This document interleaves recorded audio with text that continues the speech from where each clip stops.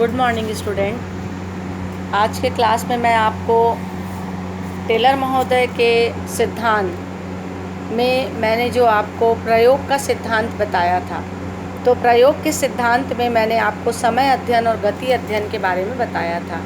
तो इसका एक प्रश्न बनता है कि समय अध्ययन और गति अध्ययन में अंतर स्पष्ट कीजिए। तो समय अध्ययन और गति अध्ययन में जो अंतर है उसमें अंतर का आधार है, पहला है कार्य का समय। समय अध्ययन जो होता है उसमें ये ज्ञात किया जाता है कि कार्य करने में कितना समय लगेगा, जबकि गति अध्ययन के अंतर्गत ये देखा जाता है कि कार्य को करने में कितनी गति लगेगी। ये है पहला कार्य का समय। दूसरा है निर्धारण। समय अध्ययन के अंतर्गत प्रमापित समय निर्धारित की जाती है कार्य करने के लिए, और गति अध्ययन के अंतर्गत कार्य करने की जो हिलने डुलने की क्रिया है उसकी जो गति है, इसमें कार्य करने के लिए हिलने डुलने की क्रिया निर्धारित की जाती है, मतलब गति निर्धारित की जाती है। नेक्स्ट है आपका मजदूरी। समय अध्ययन, इसमें प्रमापित समय के पूर्व यदि कोई व्यक्ति कार्य कर लेता है तो उसे अधिक मजदूरी दी जानी चाहिए, ये बात तय की जाती है।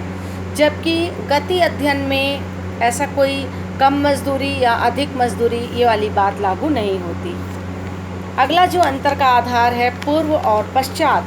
समय अध्ययन जो है वो गति अध्ययन के पहले किया जाता है, जबकि गति अध्ययन जो है वो समय अध्ययन के पश्चात किया जाता है। इसके बाद एक अंतर का आधार है स्टॉप वॉच और कैमरा। ये बहुत ही इम्पोर्टेंट है। स्टॉप वॉच आपने देखा होगा, कभी वाद विवाद प्रतियोगिता वगैरह भी होता है तो समय निर्धारित करने के लिए स्टॉप वॉच का प्रयोग करते हैं। तो समय अध्ययन, इसमें स्टॉप वॉच का प्रयोग किया जाता है, जबकि गति अध्ययन में कैमरे का प्रयोग किया जाता है। अगला जो अंतर का आधार है वो है संबंध। समय अध्ययन में श्रमिकों के कार्य करने की क्षमता में वृद्धि करने से है, जबकि गति अध्ययन का संबंध कर्मचारी जो कार्य करता है जिस गति से, तो बीच में जो अनावश्यक हरकतें करता है उस हरकतों को कम करने से है।